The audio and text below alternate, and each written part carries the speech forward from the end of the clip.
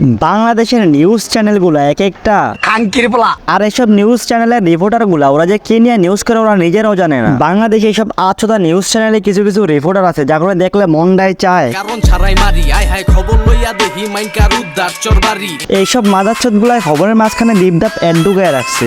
অতি দ্রুত আলোচনা প্রয়োজন। আমি ওদের উদ্দেশ্যে একটা মেসেজ ড্রপ করতে চাই, বাজান তোমরা তো ফকিন্নি। তো হে গাইস, আসসালামু আলাইকুম, কি অবস্থা সবার, কেমন আছো তোমরা? আই হোপ আল্লাহর অশেষ রহমতে তোমরা ভালোই আছো। ভিডিও শুরু করার আগে তোমাদের উদ্দেশ্যে একটা মেসেজ ড্রপ করতে চাই। মারাই তোর মেসেজ ড্রপের লাই দাও, আমরা ফেসবুকে ঢুকতে মারি না। আমার চ্যানেল এমনিতেই পুটকি মারা খায়া বয়ে রয়েছে, ঠিক আছে।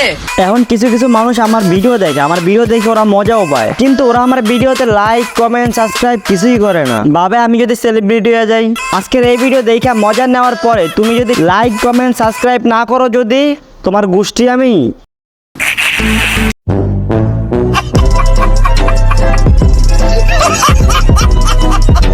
বাংলাদেশের নিউজ চ্যানেলের মালিকগুলো এক একটা রাস্তার কুত্তার মতো। রাস্তার কুত্তারে যেমন একটা রুটি দিলে সারাদিন পিস পিস ঘুরে, আর এইসব নিউজ চ্যানেলের মালিকগুলারে যদি রুটি কলা দেও না, তোমার পুটকি শুইতে চাটবো। শেখ হাসিনার আমলে ওদেরকে রুটি কলা দিয়া শেখ হাসিনার পুটকি চাটাইতো, আর ভবিষ্যতে যে সরকার আইবো ওই সরকারও যদি ওদেরকে রুটি কলা দেয় না, দেখবা ওর পুটকিও চাটতাছে ওরা। আর যেসব নিউজ চ্যানেল সত্যের পক্ষে ছিল ওদেরকে তো তোমরা দেখতেই পারছো। বর্তমানে নিউজ চ্যানেলের সবচেয়ে বিরক্তকর জিনিস হচ্ছে প্রেজেন্টার কন্টাক্ট বলছে, রিপোর্টার ডিটেলস বলবে, এর মাঝখানে দাপ করে ঢুকে দেয়। মনটাই চায় একটা অ্যাড।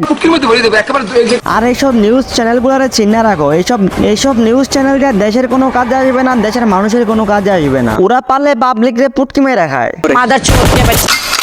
একটা সত্যি কথা কি উচিত কথার বাত নাই। অনেকে উচিত কথা বলে না বয়ে, আবার অনেকে উচিত কথা বললে চাকরি থাকবে না।